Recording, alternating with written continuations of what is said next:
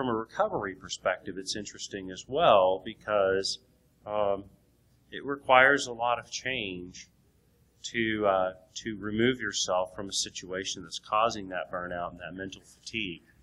Personally, I changed everything about my life except for my friends and my family to improve that situation. I changed where I live, how I live. My health is improved, more exercise, more sleep.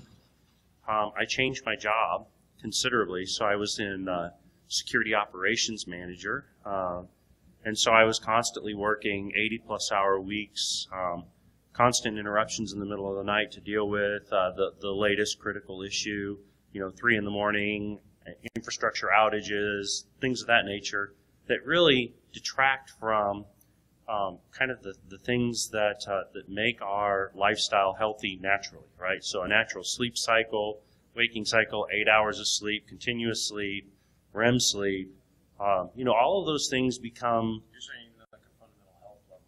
Right, just at a basic health level, changing job roles, right? So I work in a much less stressful job role.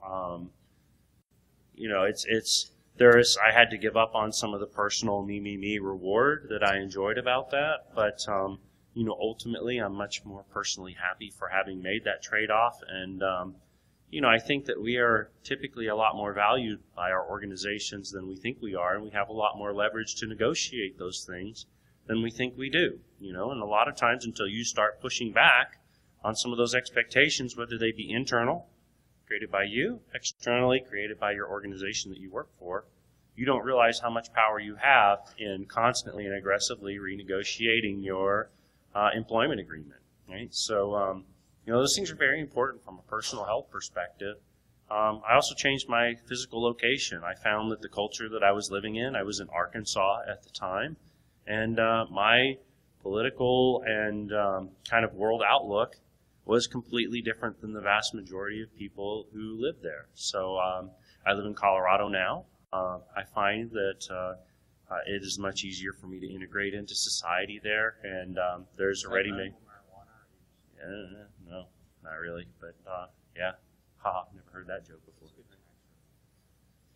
But yeah, so it's, there's a lot of, and I found that I'm much better off for having made all those changes, like all the things that I was afraid of changing in my life. When you face those fears and you overcome them, it's very empowering. And you'll find that, like I found that a lot of people were very, very jealous that I put forth the effort to do that I made the decision, that that there were commitments that they felt that they were bound to, that they bound themselves to, that they weren't willing to give up.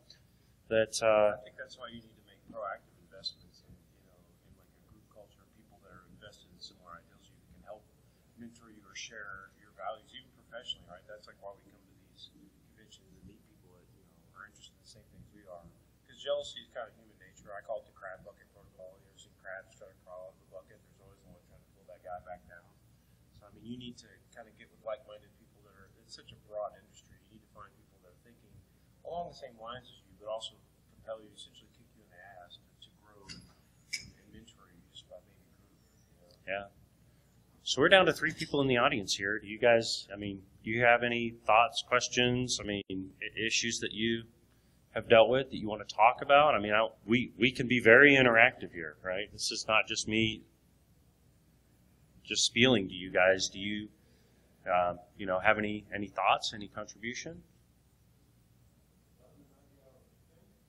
Yeah. Yeah. Right. And how unhealthy is that, right? Temporarily, yes. Yeah.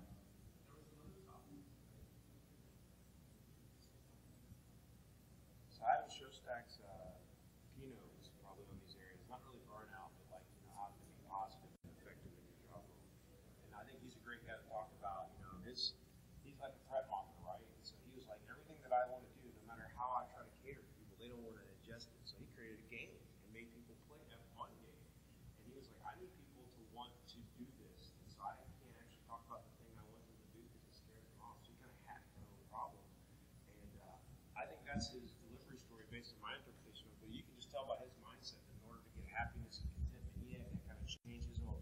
life to do that. I'm going, that sounds great. That sounds really hard. But there are definitely people that had plans to kind of change the way they were doing things in order to not only improve their happiness, but he is 10 times more effective than I would ever have been with my past approaches before I saw that. If you actually have a board game to have people play it, and they don't even know they're doing it right now. It's like, no, it's actually a fun game. You don't know anything about that. So what were some of the tactics you guys used to deal with this long term?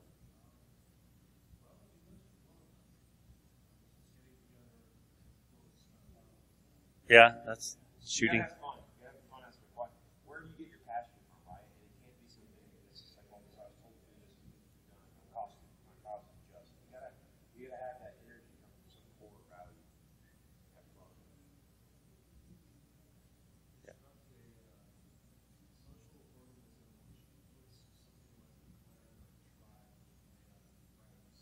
Ah.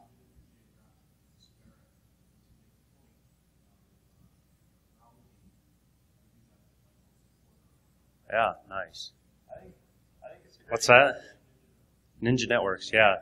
So that's a very good. So I'm part of 303 now since my move to Denver. So another just massive family that are my people, right? And it's and then get involved in those groups, right? Personally, I think you have to go that way because you can get professional stakeholders, people that want to see you succeed because either monetary or professionally they're invested in you. Yeah. When you connect at a personal level, that investment maybe is more transitive and free flowing for reasons that aren't so, like I need you to deliver because we're counting on you. That's a good thing. Like that's the friend and family kind of thing as opposed to Right, exactly. my boss wants me to be successful. Yeah.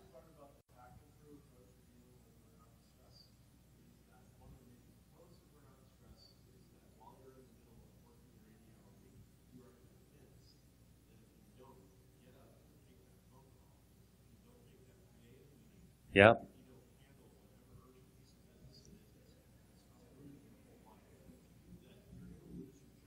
Right, exactly. There's so many psychological No. biases coming together, right? Like good security people feel like the weight of the world's on their shoulders, and if they don't stop it, bad things are truly going to happen. No one understands the full extent of me.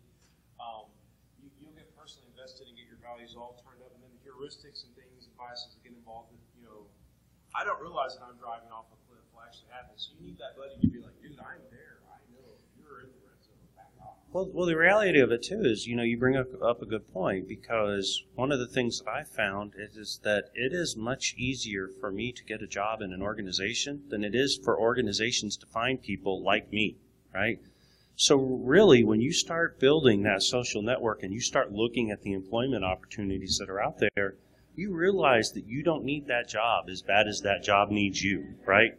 And then having that social network, that massive social and professional network, to get the inside track to make sure that you never have to want for an opportunity in an organization, that's incredibly empowering, right? To know that you can walk in and if they walk you out the door that day, it's their loss. They can't afford to replace you at the same money they were paying you. They're going to have to up the ante, right? That's an incredibly powerful thing. And I tell people all the time, if you're not happy in your job, you have to be renegotiating your employment agreement constantly. And they're not going to come to you and say, we think you would be good in this role. You have to go to them and say, this is where I'm going. How are you going to help me get there? And if they don't have a plan for you and they're not willing to make one, you need to find somebody who is. That's right. Yeah. Yes.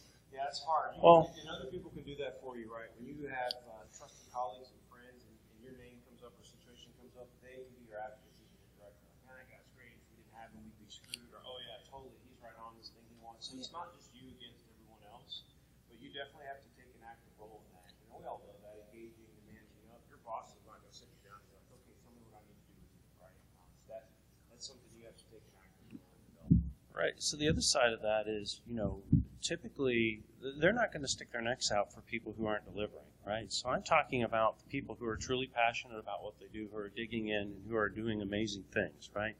I consider this group, especially at B-Sides, to be people who are part of that community. They would not be here talking about things of relevance to the community if they didn't care about the community, right? So, I look around, I see a lot of ninjas, the 949, the 303, the long-time, inner circle family of the hacking community, right? These are really the people who should not worry about jobs, right? They're not the people who have to worry. They've got the acumen, they've got the skills, they're building those. They're building their professional network, right? We can help those people along. We can help them not only in their career, but also in their personal happiness, right? So at the same time, you've got that person that you're helping to introduce. You need to also kind of give them some of this wisdom about, I've been there, right? The 1984 long stare across the table with your vodka, like, we've both been there.